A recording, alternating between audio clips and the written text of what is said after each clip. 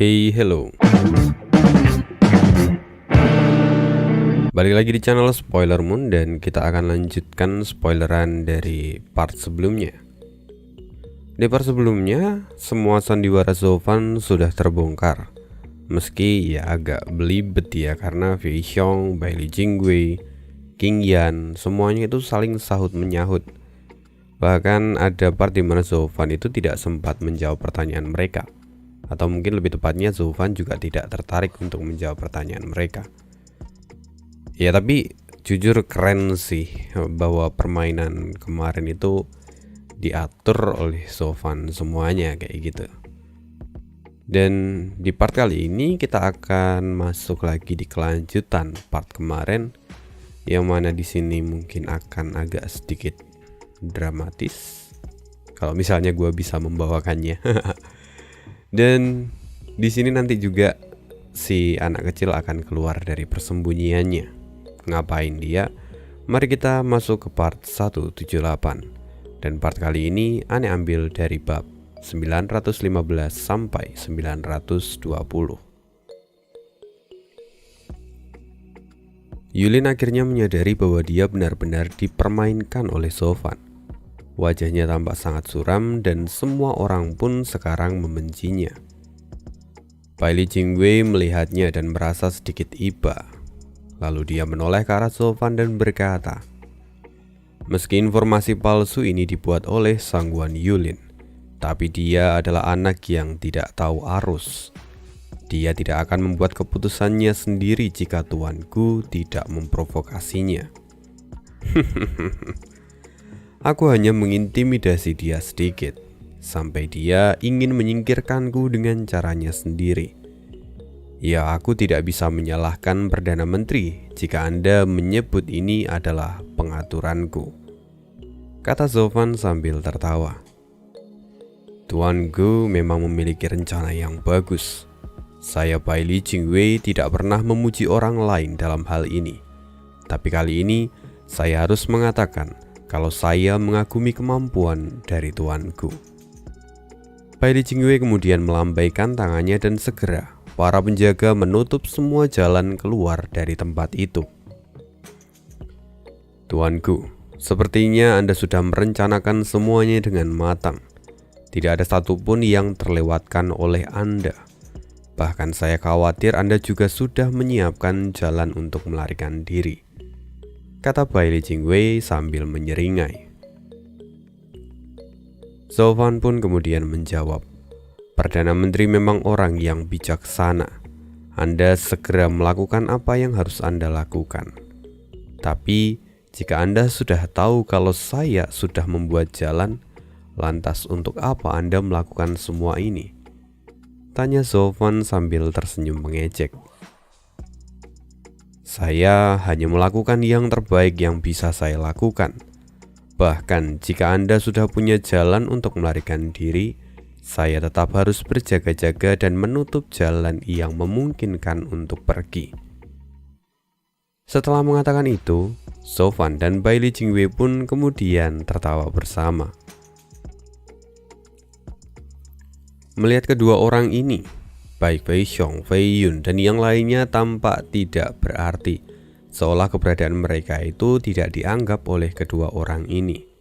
Mereka saling bertukar strategi dan pemikirannya di sana. Sekarang, semua orang melihat ke arah Zofan karena mereka tahu bahwa pedang suci ada di tangannya. Karena itu, mereka semua tidak bisa membiarkan Zofan pergi begitu saja. Sedangkan di sisi lain, saat semua orang yang memperhatikan gerak-gerik Zofan, King Yan justru tampak terpana karena merasa kagum. Dia tidak menyangka bahwa Zofan yang setiap hari bersama dengan dia ternyata memiliki sisi lain seperti ini. Semua kenyataan ini semakin membuat jantung King Yan berdegup dengan kencang dan pipinya pun tampak memerah. Zofan sendiri dia tampak benar-benar mendominasi tempat ini. Auranya benar-benar berbeda dari Zofan yang menjadi seorang ayah. Tapi tentu Zofan tidak menyadari kekaguman dari King Yan ini.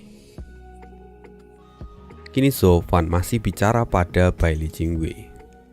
Tuan Perdana Menteri, rencanaku sudah selesai sejak awal. Kalian sama sekali tidak punya kesempatan untuk menangkapku. Aktifkan. Zhou Fan membentuk segel di tangannya dan formasi di bawah kakinya mulai bersinar.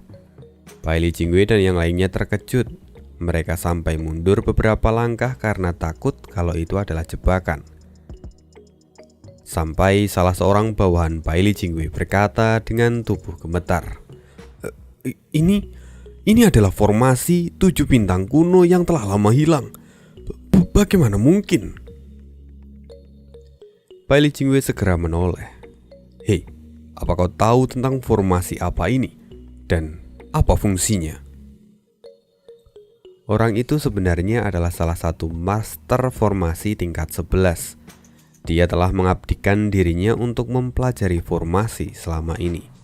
Karena itu, tidak heran jika dia bisa memiliki sedikit gambaran tentang formasi ini. Orang itu segera membungkuk dan memberi hormat. Lapor Perdana Menteri, ada banyak jenis formasi yang telah hilang. Ini adalah kali pertama saya melihat formasi ini dan saya tidak tahu apa gunanya. Sial, kau sungguh buang-buang waktu, bentak Bai Li Jingwei yang wajahnya tampak menjadi masam. Sedangkan Zhou Fan yang melihat semua ini dia tertawa. Perdana Menteri tidak perlu marah. Dia memang tidak tahu dan hanya aku yang mengetahuinya. Tapi karena itu, mungkin ini akan menjadi terakhir kalinya kita bertemu. Aku akan memberitahumu. Ini adalah formasi 7 bintang kuno. Formasi ini adalah formasi teleportasi. Apa? Formasi teleportasi? Bai Li Jingwei benar-benar tampak terkejut. Dia segera berteriak, cepat hentikan dia. Jangan biarkan dia melarikan diri dari sini. Para penjaga segera melangkah maju, tapi Zhou Fan menggelengkan kepalanya dan berkata tanpa komitmen, sudah terlambat, formasi ini telah aktif. Bahkan jika kalian adalah ahli di ranah Guiyuan pun, kalian tidak akan bisa menghentikanku. Setelah mengatakan itu, cahaya bersinar semakin cerah dan tubuh Zhou Fan mulai menjadi transparan. Wajah Zhou Fan tampak mengejek Bai Li Jingwei dan yang lainnya. Mereka semua tidak mampu melakukan apapun. Bahkan para penjaga yang mencoba untuk menghentikan Zhou Fan dan mencoba masuk ke dalam formasi pun, mereka sudah terlambat. Mereka tidak bisa menangkap Zhou Fan. Bai Li Jingwei benar-benar tampak putus asa sekarang. Bahkan dia sampai menggigit bibirnya hingga berdarah. Wajah semua orang pun kini tampak suram, termasuk Fei Xiong yang pada akhirnya harus merelakan pedang suci di bawah pergi Zhou Fan. Mungkin hanya Dan Qingchen yang kini tampak menyembunyikan senyuman di dalam hatinya. Dia benar-benar ingin tertawa karena begitu menikmati penampilan dari Zhou Fan yang mengagumkan. Sing. Tapi sebelum Zhou Fan sepenuhnya pergi, bayangan hitam melesat dengan cepat dan segera mencengkram leher Qing Yan. Qing Yan diangkatnya dengan mudah dan dia tampak begitu kesakitan. Fei Yun, apa yang kau lakukan? Kau adalah ahli di ranah Guiyuan. Apa kau tidak tahu malu dengan menyerang seorang anak kecil? Teriak Fei Xiong yang menyadari bahwa kini putrinya dalam bahaya. Cepat lepaskan dia. Bahkan jika kau tidak peduli pada keluargamu, tapi dia adalah keponakanmu. Apa kau benar-benar telah melupakan garis keturunanmu? Fei Yun menyeringai. Dia kemudian mencibir. Orang tua, aku benar-benar tidak tertarik dengan omong kosongmu itu. Bahkan jika dia adalah keponakanku sendiri, tapi aku adalah satu dari 9 Raja Pedang. Tanggung jawabku adalah menjaga pedang suci milikku, dan aku tidak bisa membiarkannya pergi begitu saja. Jadi aku hanya bisa meminta maaf karena bersikap kejam pada keponakan tersayangku. Fei Yun kemudian menoleh ke arah Zhou Fan dan berkata, Gu Yifan, sekarang dengarkan aku. Cepat serahkan pedang suci itu padaku, atau aku akan mengakhiri hidup anak ini.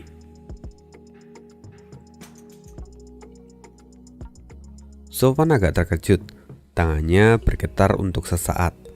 Tapi meski hanya sebentar, Bailey Jingwei menyadarinya dan matanya pun tampak berbinar. Dia menyadari bahwa meski Sofan mengatakan kalau Fei Xiong adalah bidak caturnya, tapi sepertinya Sofan telah menempatkan sedikit hatinya pada gadis ini. Dan dengan begini maka mereka pun mungkin bisa mendapatkan kembali pedang suci itu. Qingyan sendiri kini melirik ke arah Sofan. Meski lehernya terasa sakit, dia masih ingin melihat apa yang akan Sofan lakukan. Meskipun sebenarnya dia tidak berharap banyak pada Sofan, karena Qingyan tahu akan pribadi dari Sofan yang sangat kejam. Tapi jika boleh berharap, dan meski hanya sedikit saja, asalkan Qingyan melihat niat Sofan yang ingin menyelamatkannya, maka dia akan merasa puas. Tapi sayang sekali, ekspresi Sofan sekarang tampak dingin.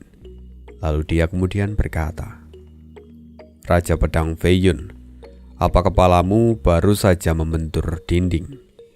Sekarang kau menangkap putri dari Fei Xiong, tapi kau justru malah mengancamku. Sepertinya kau salah alamat kali ini." Begitu Sofan mengatakan ini, orang-orang dari keluarga Sangguan pun seperti terpukul. Fei Xiong bahkan tidak bisa menahan amarahnya kali ini. Dia ngepalkan tangannya dan dengan erat dia mengutuk Sofan di dalam hati. Dia mengatakan kalau Sofan adalah orang yang begitu kejam dan layak untuk mati. Sedangkan Qingyan sendiri kini tampak mengerutkan keningnya. Meski dia sudah bisa menebak apa yang akan terjadi, tapi rupanya dia masih merasakan sedikit terasa sakit di dalam hatinya. Dia tahu bahwa Sofan memang adalah orang yang kejam. "Gu Yifan, manusia bukanlah rumput ataupun pohon. Bagaimana kau bisa bersikap begitu kejam?" kata Fei Yun yang tampak tidak percaya dengan ucapan Sofan. Tapi mendengar itu Sofan kemudian tertawa. Itu adalah pepatah yang bagus. Pada dasarnya manusia memang bukanlah rumput atau pohon, tapi Raja Pedang. Asal kau tahu, menumbuhkan kepedulian pada orang lain itu membutuhkan waktu yang lama. Sedangkan aku baru saja mengenal gadis itu selama 1 hingga 2 bulan. Aku bahkan sejak awal tidak punya niat baik padanya. Dia tidak lebih dari alat yang sedang kugunakan. Jadi setelah semuanya selesai, aku bahkan tidak peduli pada nasibnya. Bahkan jika hatiku tersentuh pun oleh perilakunya, itu tidak sebanding dengan nilai dari pedang suci. Lalu setelah itu, Sofan melirik samping dan melihat ke arah Qingyan. "Gadis kecil, aku sebelumnya sudah memperingatkanmu bahwa jika kau tidak pergi dari tempat ini, kau hanya akan mati. Jadi apa sekarang kau sudah tahu akan apa yang kukatakan?" Qingyan mendengar semua itu dan perlahan dia mengangguk. "Bagus, aku sudah melakukan yang ku bisa. Jadi sekarang salahkan dirimu sendiri akan nasib malangmu. Selamat tinggal." Sofan kemudian tertawa dan menghilang sepenuhnya. Fei Yun benar-benar tidak percaya akan apa yang dia lihat ini. Sofan benar-benar tidak berperasaan dan dia sama sekali tidak peduli pada Qingyan. Fei Yun sendiri tampak terpukul setelah Sofan pergi. Dia bahkan tidak bisa membunuh Qingyan secara langsung, karena dia masih adalah keponakannya sendiri. Jika dia sampai membunuhnya dan berita ini menyebar, maka reputasinya pun akan hancur seketika. Fei Yun tampak menjadi bimbang. Dia telah kehilangan pedang suci dan dia tidak bisa membunuh anak ini. Lalu secara bertahap, tangannya yang mencengkram leher dari Qingyan perlahan mulai mengendor. Di dalam ruang hampa, Sofan bisa melihat semua ini dan perlahan menghela nafas lega. Dengan begini dia bisa pergi dengan tenang. Jadi sebelumnya Sofan belum sampai benar-benar mengaktifkan formasi itu. dan dia masih bersembunyi di dalam ruang hampa miliknya. Tapi di saat itu, Bai Li Jingwei segera berteriak, "Raja Pedang Fei Yun, bunuh gadis itu!" Hah? Bai Li Jingwei kembali berteriak, "Anak itu hanya memprovokasimu. Jika tuanku benar-benar tidak peduli pada anak ini, dia tidak akan mungkin mengatakan semua itu dan membuatmu merasa ragu seperti sekarang. Hei tuanku, jika kau benar-benar berani meninggalkan tempat ini, nyawa gadis itu tidak akan pernah selamat. Kau bisa mencobanya jika kau tidak percaya." Mendengar penjelasan dari Bai Li Jingwei, Fei Yun pun langsung tertawa. "Gu Yifan, sayang sekali kau tidak bisa membodohiku sekarang. Jika kau ingin menyelamatkan anak ini, cepat tinggalkan pedang itu untukku. Jangan coba-coba untuk membodohiku seperti ini." Tangan Fei Yun segera menjadi kencang dan dia kembali mencengkram leher Qing Yan. Qing Yan segera kembali merasakan sakit hingga sulit untuk bernafas. Dia bisa merasakan kematiannya yang sudah semakin mendekat. Tapi anehnya, bukannya dia merasa takut. Kini justru dia merasa lebih tenang. Itu karena dia telah mendengar penjelasan dari Bai Li Jingwei. Dia tahu kalau Zhou Fan ternyata masih peduli padanya, meski caranya itu berbeda. Tapi pada akhirnya, dia tahu bahwa Zhou Fan mencoba untuk menyelamatkannya. Itu benar-benar menyentuh hati Qing Yan dan membuatnya berbunga-bunga. Perlahan air mata Qing Yan mulai mengalir, tapi senyumannya tampak merekah di wajahnya. Meski ada sedikit penyesalan yang tersirat, Qing Yan tidak peduli lagi. Nafas Qing Yan kini semakin melemah, sedangkan cengkraman Fei Yun masih belum mengendor. Otomatis sekarang Fei Xiong dan 3 tetua agung pun tampak semakin panik. Mereka tidak tahu apa yang harus mereka lakukan. Zhou Fan melihat semua ini dari balik ruang hampa miliknya. Perlahan tangannya mulai bergerak dan dia siap untuk melompat. Tapi kemudian dia berhenti karena dia tahu bahwa semua ini juga adalah permainan dari Bai Li Jingwei. Tapi kemudian sebuah teriakan langsung menggema di tempat itu. "Bibi!" Zhou Fan tersentak. Dia tahu benar asal suara itu. "Sange, kenapa dia ada di sini? Bukankah aku memintanya pergi ke titik pertemuan?" Sekarang tubuh Zhou Fan membeku. Dia segera melihat ke arah suara itu berasal.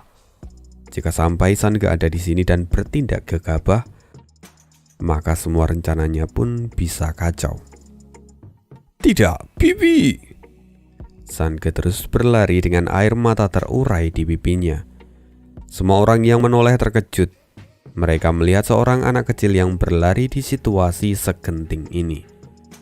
Belum lagi, Sange bahkan beberapa kali tersandung dan jatuh. Itu sungguh membuat pemandangan di sana menjadi haru. Zhou Fan sungguh tidak menyangka kalau Sange akan sampai melakukan semua ini. Bahkan dengan kemampuan dari keturunan Qilin miliknya, dia masih tidak bisa melakukan apapun di situasi seperti ini. Dia masih belum dewasa dan di hadapan ahli di ranah Guiyuan, dia tidak akan bisa bertahan. Keringat dingin kini mulai mengalir di dahi Zhou Fan dan dia tidak tahu harus berbuat apa. Lalu Zhou Fan hanya mencoba untuk berbisik dari kejauhan. Dia meminta Sange untuk berhenti. Tapi sayang, itu sama sekali tidak sampai di telinga Sange. Kini Sange masih terus berlari dan mengangkat tinjunya. "Orang jahat, lepaskan pipiku, lepaskan!" Qing Yan melihat Sange dan dia merintih. "Sange, pergilah, jangan kemari." Wajah Qing Yan tampak kesakitan. Tapi Fei Yun segera tertawa ketika melihat sosok Sange yang berlari seperti anak kecil. Dia kemudian berkata, "Gu Yifan, sebelumnya aku dengar kalau kau punya seorang putra. Aku yakin kalau anak ini pastilah dia. Bahkan jika kau tidak peduli pada nyawa gadis ini, aku ragu kalau kau tidak peduli pada nyawa putramu. Sofwan benar-benar terlihat cemas. Dia mengepalkan tinjunya dengan erat dari balik layar. Tapi Sanke terus berlari. Orang jahat, lepaskan bibiku. Orang jahat, pergilah. Sanke berlari. Tapi dengan mudahnya dia langsung diraih oleh Fei Yun dan segera diangkatnya tinggi-tinggi. Sanke masih terlihat seperti anak kecil yang ditangkap oleh orang dewasa. Karena itu Fei Yun pun tertawa. Gu Yifan, akan kuhitung sampai 3. Jika kau masih menolak untuk menyerahkan pedang suci, aku tidak hanya akan membunuh gadis ini, tapi juga anakmu. Pikirkanlah baik-baik. Fei Xiong dari samping tampak menggertakkan giginya dan dia langsung berseru. Fei Yun, kau benar-benar orang yang tidak tahu malu. Sebagai ahli di ranah Guiyuan, kau bahkan berani mengancam untuk membunuh seorang anak kecil di bawah umur. Tapi Fei Yun mengabaikan kata-kata Fei Xiong. Lalu dia mulai menghitung mundur. 3. Sofwan semakin bimbang. Tubuhnya pun tampak gemetar. 2. Sofwan menggertakkan giginya dan dia masih melihat ke arah Sanke. Di sini Bai Li Jingwei kemudian memprovokasinya. Tuanku, apa kau benar-benar tidak punya hati? Jika sebelumnya kau mengabaikan gadis ini, itu mungkin karena kau tidak mengenalnya. Aku bisa memaklumi hal itu. Tapi jika kau juga mengabaikan putramu sendiri, apa kau sungguh tidak punya hati? Sofwan semakin ragu. Tapi dia tahu bahwa dengan tubuh fisik Sanke, dia pasti bisa bertahan sedikit lebih lama. Karena itu, meski tampak cemas, Sofwan tidak mengambil tindakan. 1. Teriak Fei Yun yang kini wajahnya tampak dingin. Kau memang ayah yang kejam, Gu Yifan. Kau bahkan tidak peduli dengan nyawa anakmu sendiri. Tapi karena kau yang menginginkannya, maka aku akan membunuh mereka berdua untukmu. Bang! Sebelum Fei Yun berkata lagi, tiba-tiba dia merasakan pukulan yang begitu kuat di dadanya. Rusuknya tertekan dan jantungnya pun terasa nyeri, seolah semua organ dalamnya kini terluka. Bahkan dia sampai muntah darah dan terlempar ke belakang. Itu sungguh adalah kejutan yang tidak terduga. Fei Yun tampak menatap kosong untuk beberapa saat, sampai dia akhirnya kembali mendapatkan kesadarannya. Fei Yun perlahan menahan tubuhnya dan menghentikan laju tubuhnya. Aura merah segera menyebar dan melihat itu mata Fei Yun bergetar. Bagaimana mungkin? Siapa anak ini sebenarnya? Semua orang pun tercengang ketika melihat orang yang memukul Fei Yun ternyata adalah bocah yang terlihat seperti berumur 8 tahun. Mereka tidak percaya kalau anak ini benar-benar melukai Raja Pedang Fei Yun dalam satu pukulan. Semua orang kini melihat anak itu dan dia tidak lain adalah Sanke. Dia baru saja mengerahkan semua kemarahan dan kekuatannya dalam satu pukulan. Jika itu orang biasa, tidak mungkin ada yang bisa bertahan dari pukulan ini. Tapi sayangnya, Fei Yun adalah ahli yang sudah berada di puncak ranah Guiyuan. Jadi pada akhirnya dia tidak akan mudah untuk dilukai. Sanke? Semua orang tampak tidak percaya dengan yang mereka lihat. Tapi di saat itu sebuah teriakan bergema di sana. Dia adalah Sofwan, dan dia segera menggunakan mata Dewa Kongming tahap pertama miliknya untuk memindahkan Sanke. Ruang di sekitar Sanke segera bergetar, tapi Sanke tidak mencoba melawan. Dia tahu bahwa ayahnya sedang mencoba untuk menyelamatkan dirinya. Selain itu, Sanke juga menyadari kalau musuh jauh lebih kuat daripada dirinya sekarang. Jadi tidak ada pilihan lain selain mundur untuk saat ini. Setelah itu Sanke segera meraih tangan Qin Yan. Dia buru-buru berkata, "Bibi, tenanglah. Sebentar lagi ayah pasti akan menyelamatkan kita." King Yan tentu masih terkejut. Dia melihat San Ge dengan penuh rasa tidak percaya. Anak yang terlihat begitu polos yang selalu ingin dia lindungi ternyata memiliki kekuatan sebesar ini. Dan di saat itu Fei Yun langsung berteriak, "Bajingan kecil, berani sekali kau melukaiku. Bayarlah dengan hidupmu." Pedang Qi kini sudah melesat ke arah San Ge dan sudah ada di dekatnya. Sebelumnya Fei Yun segera melepaskan serangan itu sesaat setelah dia menyetabilkan dirinya. Melihat hal itu mata San Ge memadat. Dia sebenarnya bisa menghindari serangan ini, tapi tidak dengan King Yan. Jika dia pergi maka King Yan pasti akan mati. Fei Xiong pun segera berteriak, "Fei Yun, kau pengecut! Bagaimana bisa kau menyerang dua anak kecil? Di mana harga dirimu sebagai ahli di ranah Guiyuan?" "Omong kosong. Bagaimana kau bisa menyebut dia sebagai anak kecil? Dia adalah monster yang bahkan bisa melukaiku dalam satu pukulan. Tidak ada satupun manusia normal di usianya yang bisa melakukan itu." Fei Yun membantah. Zhou Fan sendiri benar-benar semakin khawatir. Mata Dewa Kongmingnya ternyata tidak lebih cepat dari serangan Fei Yun.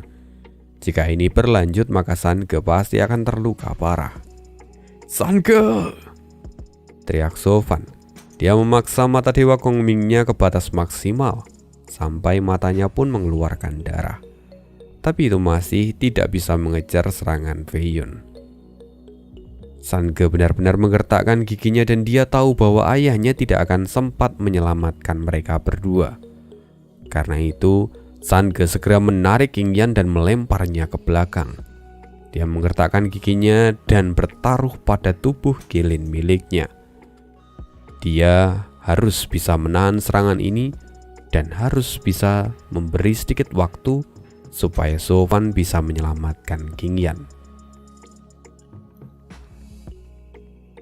Mata San Ge penuh dengan tekad. Dia bersiap untuk menghadapi pedang Qi milik Fei Yun. "San Ge!" teriak King Yan dan Zhou Fan bersamaan. Tapi tidak ada yang bisa mereka lakukan. San Ge segera mengaktifkan lengan Qilinnya. Aura merah segera terpancar dan dia berteriak, "Tuan muda ini tidak pernah dikalahkan selama hidup, dan pedang kecilmu itu tidak akan bisa melukaiku." San Ge segera menahan itu dengan lengannya. Bahkan jika San Ge memiliki tubuh Qilin, dia masih belum dewasa. Jadi bila pedang itu dengan mudah menembus lengan San Ge dan bergerak lurus ke arah King Yan. Wajah San Ge yang sebelumnya dipenuhi dengan kearoganan segera menjadi pucat pasi. Dia merasakan panas di lengannya dan darah terus mengalir tanpa henti. Hanya saja karena tindakan San Ge ini, kecepatan mata Dewa Kongming Zhou Fan bisa mengejar serangan Fei Yun. Dan dalam sekejap tubuh King Yan menghilang lalu datang ke sisi Zhou Fan. Bila pedang itu akhirnya menembus bayangan King Yan dan terus bergerak maju dan menghancurkan apapun yang ada di depannya. Bahkan para ahli di ranah Guiyuan yang ada di sana tidak bisa menahan serangan ini sepenuhnya. Ada sekitar 30 orang ahli yang terluka dan beberapa mati dalam satu serangan dari Fei Yun. Fei Xiong melihat semua ini. Dia tampak merasakan perasaan yang rumit di dalam hatinya. Sebelumnya dia sangat membenci Zhou Fan karena telah menjadikannya sebagai bidak. Tapi sekarang Zhou Fan telah menyelamatkan putrinya. Ada perasaan kagum karena Zhou Fan bahkan mampu menyelamatkan putrinya yang dia sendiri tidak bisa melakukannya. Dan setelah itu Zhou Fan kembali mengaktifkan mata Dewa Kongming miliknya. Dia berniat untuk menyelamatkan San Ge saat ini. Segera ruang di sekitar San Ge bergetar. Tapi jika lawannya adalah ahli di ranah Guiyuan biasa, tapi karena ahli adalah Sangwon Fei Yun, dia tidak akan mungkin membiarkan trik yang sama bekerja dua kali. Wei Yun bergerak dengan secepat kilat dan segera muncul di hadapan San Ge. Melihat hal itu, tubuh Zhou Fan bergetar. Dia tidak bisa menahan amarahnya dan berseru, "Sangguan Wei Yun!" Kekhawatiran Zhou Fan pada San Ge benar-benar sudah ada di puncak tertinggi. Apalagi melihat San Ge yang kini tampak semakin pucat. Wei Yun dengan ringan mengangkat tubuh San Ge dan kemudian berkata dengan suara dingin, "Gu Yifan, sebelumnya aku mengira kau hanyalah alkemis peringkat 11. Tapi siapa sangka kau bahkan memiliki lebih banyak teknik aneh. Selain itu, putramu juga membuka mataku. Dia bukan anak biasa. Dia bahkan mampu melukaiku dan memblokir seranganku. Aku tidak menyangka kalau kalian berdua benar-benar keturunan monster. Di masa depan, kalian bisa saja menjadi ancaman bagiku, dan karena itu hari ini, aku akan membunuh kalian." "Tidak, San Ge!" teriak King Yan. Dia tampak menangis. Sedangkan Zhou Fan, dia menggertakkan giginya dan tahu bahwa dia tidak bisa melakukan apapun sekarang. King Yan segera berbalik. "Tuanku, cepat berikan pedang itu padanya. Itu hanyalah pedang mati. Tapi San Ge adalah putramu. Jangan biarkan dia terluka lebih dari ini." King Yan memohon sambil menangis. Mendengar itu, Wei Yun pun mencibir. "Apa yang dia katakan itu benar.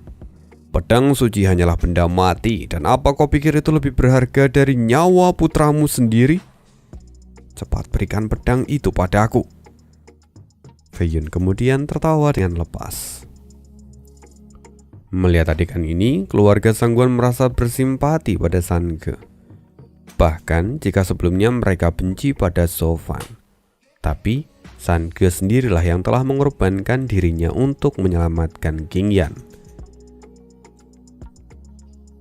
Melihat wajah San Ge yang semakin melemah, Zhou Fan tampak ragu-ragu. Tapi San Ge melirik Zhou Fan dan tersenyum tipis. Dia mengedipkan matanya pada Zhou Fan dan San Ge meyakinkan Zhou Fan untuk pergi. Tubuh Zhou Fan bergetar untuk sesaat, tapi tinjunya mengepal dengan erat dan bagian ini seperti dejavu di turnamen 100 aliran. Zhou Fan menggertakkan giginya, lalu kemudian berbalik dan meraih bahu King Yan. Dia segera membentuk segel dan berkata, "Ayo pergi." "Apa?" King Yan masih tidak mengerti, tapi segera formasi itu aktif. Lalu mereka berdua pun menghilang dalam sekejap dan pilar cahaya naik ke langit. Semua orang yang melihat ini benar-benar terkejut. Mereka tidak bisa mempercayai hal ini karena Gu Yifan lebih memilih untuk pergi dan meninggalkan putranya. Mereka tidak percaya bahwa Gu Yifan ternyata sekejam ini. Wei Yun pun wajahnya tampak bergetar. Dia kini semakin mencengkram San Ge. Dan jika bukan karena tubuh kilin yang dimiliki San Ge, mungkin sekarang tubuhnya sudah hancur. "Apa ini? Kenapa dia pergi? Bajingan!" Wei Yun berteriak karena marah. Niat membunuhnya pun meledak-ledak dan dia terus mengutuk. "Sialan kau Gu Yifan. Karena kau tidak menginginkan putramu sendiri, maka jangan salahkan aku jika menghabisinya." Wei Yun mengangkat jarinya dan dia berniat untuk membunuh San Ge. "Tunggu sebentar." Pada saat yang kritis itu, Bai Li Jingwei segera menghentikan Wei Yun. Lalu dia menoleh ke samping dan bertanya pada ahli formasi yang ada di sana, "Apa yang terjadi?" Ahli formasi itu kemudian membungkuk. "Lapor Perdana Menteri. Susunan formasi ini memang adalah formasi teleportasi, tapi ukurannya tidak terlalu besar dan diaktifkan dalam waktu yang singkat. Energi yang digunakan dalam formasi ini tidaklah maksimal. Jadi mereka berdua pasti hanya berpindah tidak jauh dari tempat ini. Selain itu, ada banyak ahli di luar istana dan rute pelarian mereka jelas semakin sempit." "Sialan, seharusnya kau mengatakan itu sejak awal. Sekarang cepat minta semua pasukan untuk menyebar. Kita masih bisa mengejar mereka. Raja Pedang Feiyun, jangan bunuh anak itu dan bawa dia. Kita akan menangkap tikus kecil ini, kata Bai Li Jingwei sambil memberi perintah. Setelah selesai mengatakan itu, Bai Li Jingwei berbalik dan melihat Dan Gingseng. Di sini Dan Gingseng tanggap dan dia langsung menghampiri Bai Li Jingwei. Dia meraih tubuh Bai Li Jingwei dan mereka pun terbang untuk mengejar di mana tempat jatuhnya cahaya teleportasi Zofan. Mungkin di sini akan ada yang tanya, Min, kenapa Bai Li Jingwei minta Dan Gingseng untuk membawa dia? Emang dia nggak bisa terbang? Bukan nggak bisa terbang, tapi jawabannya adalah karena Bai Li Jingwei hanyalah ahli di ranah virtual, di mana kecepatannya itu tidak secepat ahli di ranah Guiyuan. Jika dia mengejar dengan kemampuannya sendiri, dia tahu kalau dia akan ketinggalan. Karena itu, dia meminta Dan Gingseng untuk membawanya. Lalu, ketika Feiyun melihat Bai Li Jingwei pergi bersama dengan Dan Gingseng, dia pun menyeringai. Dia akhirnya menyadari bahwa San Ge masih memiliki nilai sebagai sandera. Pantas saja Bai Li Jingwei melarang dia untuk membunuh San Ge. Segera Feiyun menyeringai dan dia pun terbang sambil membawa tubuh San Ge yang kini terlihat semakin melemah.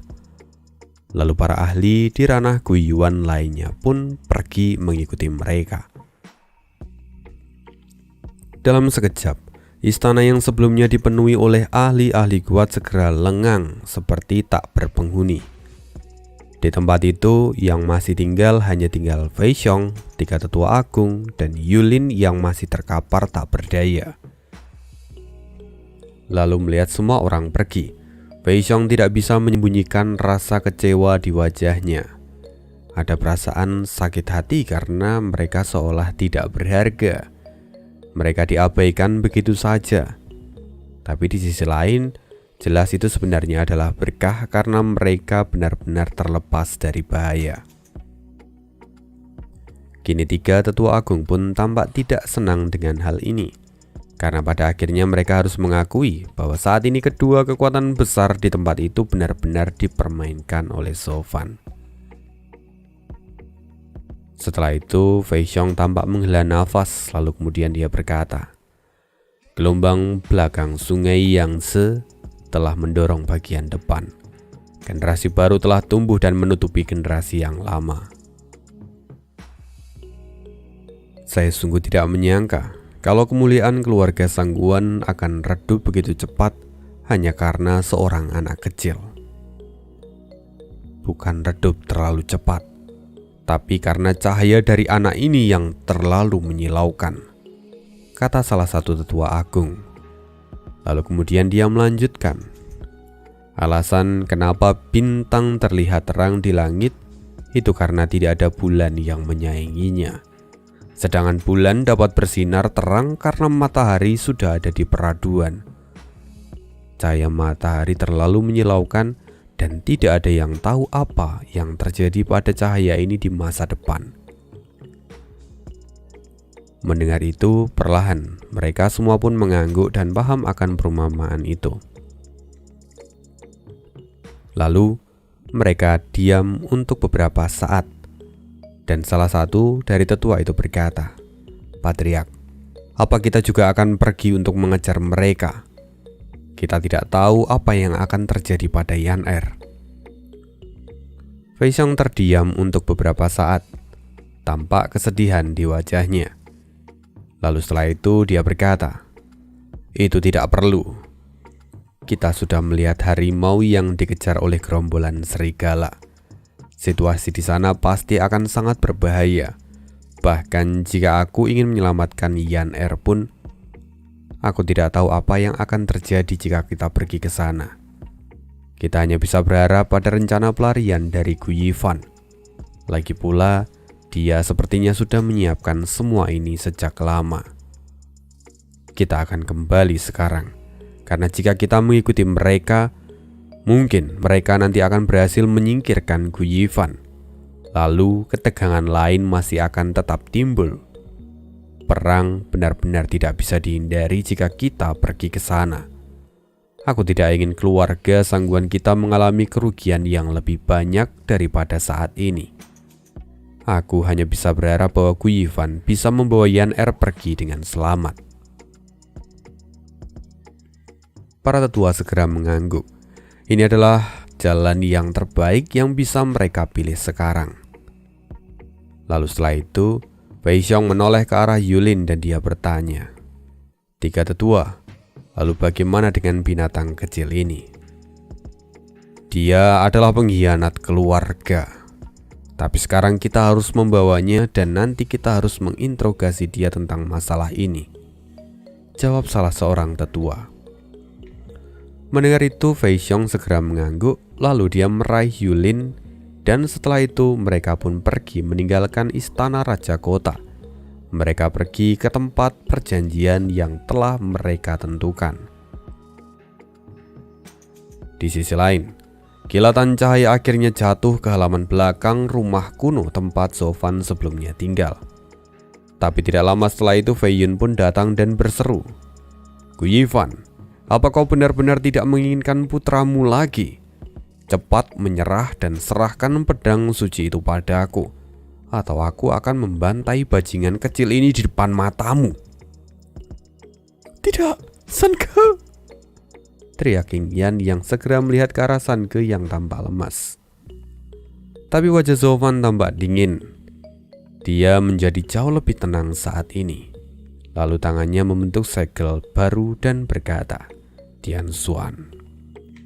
Sekali lagi sosok Zofan menghilang dan cahaya melesat ke langit. Fei Yun melihat ini dan hatinya seperti terbakar. Bajingan, anak ini benar-benar keras kepala dan dia sungguh mengabaikan putranya sendiri. Kenapa dia bisa begitu keras kepala? Bai Li Jingwei pun tampak ikut mengerutkan keningnya. Fei Yun tidak tahu, dia masih tampak marah. Dia tidak hanya tidak merubah keputusannya, tapi dia tidak terlihat ragu sama sekali. Bahkan aku tidak pernah melihat orang sekejam dia. Dia bukan orang sama sekali. Mendengar itu, Bai Li Jingwei pun tampak punya pikiran yang serupa. Tapi sekarang itu tidak lebih penting. Dia melihat cahaya yang jatuh tidak jauh dari sana. Jadi dengan cepat Bai Li Jingwei melambaikan tangannya dan mengirim pasukan. Setelah beberapa saat mereka kemudian sampai di sana. Dan Fei Yun sekali lagi berteriak, "Gu Yifan, berhenti atau putramu sing!" Zofan menghilang lagi, diikuti dengan cahaya yang terbang ke langit. Fei Yun semakin geram. Dia benar-benar ingin melepaskan amarahnya dengan membunuh San Ge. Tapi sayang sekali, ini adalah tawar-menawar yang sangat sulit. Dia tidak bisa membuang salah satu kesempatan untuk membuat Zofan menyerah. Tapi di sini, Zofan juga menyadari bahwa mereka tidak berani mengambil tindakan pada San Ge. Karena pada dasarnya San Ge adalah Sandra. Jadi dengan begini justru Zofan bisa sedikit mengulur waktu. Zofan terus berpindah dengan menggunakan formasi teleportasinya. Dan sepanjang itu dia terus berpikir tentang cara untuk menyelamatkan San Ge. Bahkan jika dia tidak peduli dengan pedang suci, dia harus bisa menyelamatkan San Ge apapun yang terjadi. Wajah Zofan benar-benar tampak serius sekarang. Beberapa kali Zofan terus berpindah dan rombongan Bai Li Jingwei juga terus mengejarnya dari belakang. Lalu dalam sekejap, mereka telah berjarak ribuan mil dari ibu kota Fei Yun. Semakin lama Fei Yun semakin geram dan tampak kesal. "Nenek beruang, bagaimana bisa anjing ini berlarian sepanjang jalan dan masih belum tertangkap? Sial, andai aku bisa menangkapnya, dia pasti sudah mati di tangan orang tua ini." Raja Pedang Fei Yun, jangan terlalu impulsif. Sekarang kita sedang bicara tentang pedang suci. Kita tidak bisa membiarkan pedang itu hilang begitu saja. Kita tidak bisa membiarkan dia menyembunyikan pedang suci itu dan membuat kita kehilangan untuk selamanya. Karena konsekuensi yang akan kita tanggung pasti jauh lebih besar, kata Bailey Jingwei dengan sedikit tegas. Terlihat sekali bahwa Bailey Jingwei saat ini sedang marah. Lalu setelah itu, Bailey Jingwei menoleh ke arah para ahli formasi yang ada di sana. Tuan, kalian adalah salah satu dari ahli formasi terbaik di Kekaisaran. Apa setelah sekian lama kalian melihat formasi ini dan kalian masih belum menemukan petunjuk apapun? 10 orang di sana saling bertukar pandang, sampai salah seorang di antara mereka membungkuk dan mewakili yang lain. Tuan Perdana Menteri, ini adalah kali pertama kami melihat formasi 7 bintang. Tapi secara umum formasi ini adalah formasi tingkat tinggi yang telah lama hilang. Persetan! Aku tidak peduli dengan semua asal-usul atau apapun itu. Aku hanya bertanya, apakah kalian tidak bisa menemukan petunjuk dalam formasi ini? Petunjuk yang bisa membuat kita menangkap bajingan kecil itu. Mendengar itu, ahli itu bergetar. Lalu perlahan dia berkata, sesungguhnya kami masih belum yakin tentang ini. Tapi jika hipotesis kami benar, formasi ini mengalirkan energi surga dan bumi dalam keseimbangan. Dia memiliki hukumnya sendiri dan disusun melalui sebuah jalur 7 bintang. Bintang itu adalah Biduk, Tiansu, Tianxuan, Tianji, Tianquan, Yunheng, dan Kaiyang. Semuanya ditempatkan sesuai dengan urutan dan polanya. Lalu jika analisa kami benar, formasi berikutnya adalah Yuheng, yang mana itu akan terletak di sekitar tempat itu. Pria itu menunjuk sebuah tempat di mana di sana hanya ada rerumputan yang layu. Jaraknya kira-kira 100 mil dari tempat mereka berada sekarang. Mendengar itu, mata Fei Yun dan para ahli lainnya tampak bersemangat. Mereka sungguh bangga pada ketelitian dari para ahli ini. Mereka bahkan merasa kalau orang-orang ini memang layak mendapatkan pekerjaan mereka sebagai master formasi tingkat 11. Namun, plak! Sebuah tamparan keras melayang ke wajah pria itu. Semua orang melihat ke arah yang sama dan itu ternyata adalah Bailey Jingwei yang kini tampak marah. Kalian benar-benar idiot. Jika kalian sudah tahu hal sepenting ini, kenapa kalian tidak mengatakannya sejak awal? Untuk apa kalian menjelaskan sesuatu panjang lebar yang tidak kami mengerti? Kalian hanya cukup mengatakan di mana mereka akan pergi. Itu saja sudah cukup, babi. Raja Pedang Fei Yun, ayo cepat. Kita harus bergegas sebelum anak itu jatuh di tempat tujuannya. Ya. Fei Yun segera mengangguk dan membawa San Ge lalu mengikuti Bailey Jingwei.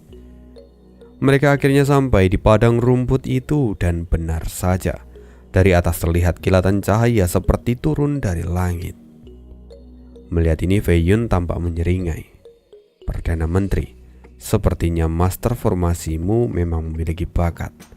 Sayang sekali mereka agak terobsesi. Ya, mereka adalah sekumpulan kutu buku yang telah mempelajari formasi sepanjang hidup mereka. Aku benar-benar tidak paham dengan cara pikir mereka. Mereka selalu bertele-tele dan membuang waktu. Tapi di sisi lain, kita menemukan orang yang memiliki pemahaman tentang alkemis dan formasi yang sangat mendalam. Aku tahu bahwa tuanku, dia bukanlah orang biasa. Mendengar itu, Fei Yun mengangguk. Anda benar. Tapi anak ini jauh lebih licik daripada rubah. Dengan pemahamannya yang begitu tinggi, dia benar-benar membuat kita kerepotan. Bailey Jingwei pun tampak merenung. Itu benar. Dia benar-benar bunga yang langka. Tapi di sisi lain, dia juga menjadi sangat berbahaya. Fei Yun tampak setuju. Akhirnya cahaya itu pun jatuh dan sosok Zofan serta King Yan pun terungkap. Di sini Fei Yun langsung tertawa. Ternyata tebakan orang tua ini benar. Kau datang ke tempat ini, Gu Yifan. Sekarang jangan pikir kalian bisa lolos dari kami. Mata King Yan memadat. Bagaimana mereka bisa tahu tempat tujuan kita? Ini gawat. Zofan masih tampak santai dan berkata, itu adalah hal yang wajar. Lagi pula mereka memiliki beberapa master formasi. Jadi mereka bisa memahami sedikit petunjuk dari formasi ini. Tapi sayang sekali, bahkan jika mereka sudah mengetahuinya pun, itu sudah terlambat. Sofan membentuk segel baru di tangannya. "Cepat tangkap dia!" Baeyun memberi komando dan menyerang Sofan. Tapi segera gelombang energi menyebar. Ini berbeda dari beberapa teleportasi sebelumnya. Kali ini momentumnya sangat besar, sampai ahli di ranah Guiyan pun dipaksa untuk mundur dan tidak bisa mendekati Sofan. Lalu sebelum dia kembali menghilang, Sofan menyeringai dan berkata, "Perdana Menteri, sayang sekali, sudah waktunya aku pergi sekarang. Mari tunggu waktu yang tepat untuk bicara." "Matamu, kau tidak akan bisa lari!" teriak Bailey Jingwei dengan penuh kemarahan. Dia enggan melepaskan Sofan sekarang. Tapi sayang sekali bahwa ahli di ranah Guiyan pun tidak bisa mendekat, apalagi dirinya. Sofan kemudian berseru, "Perdana Menteri, sebelum aku pergi akan kuberitahu kalian sedikit. Formasi ini disebut formasi Fighting Kissing. Semoga kalian bisa mengerti akan maksudku." Sofan segera menghilang dengan senyuman yang mengejek. Lalu cahaya mulai naik dan suara Sofan terdengar dari kejauhan. "Sampai jumpa. Aku akan segera kembali untuk mengambil apa yang menjadi milikku." Kilatan cahaya menghilang dan pergi sangat jauh sekarang, seolah perjalanan terakhir ini adalah puncaknya. Dan semua energi dari formasi itu seperti digunakan dalam satu hentakan. Sampai kilatan cahaya itu sungguh menyilaukan, bahkan seperti membelah malam. Dengan kecepatan para ahli di ranah Guiyan pun, mereka tidak akan bisa mengejar Sofan kali ini, dan butuh 3 hari 3 malam untuk bisa mencapainya. Karena itu pada akhirnya Sofan dan King Yan benar-benar lolos dari sergapan Bailey Jingwei. Malu, sungguh sangat memalukan. Hari ini Bailey Jingwei benar-benar dipermainkan oleh Sofan. Selain kehilangan pedang suci, rupanya dia juga hanya bermain-main di atas telapak tangan Sofan. Memikirkan semua ini, Bailey Jingwei tampak sangat kesal. Ting Teng, nomor 1 di Kekaisaran Bintang Pedang, benar-benar dipecundangi. Oke, see you again di next video. Dan di next video kita akan melihat perundingan antara Sofan dan keluarga Sangguan. Ngomongin apa ya? Tunggu aja di part 179. See you dan bye.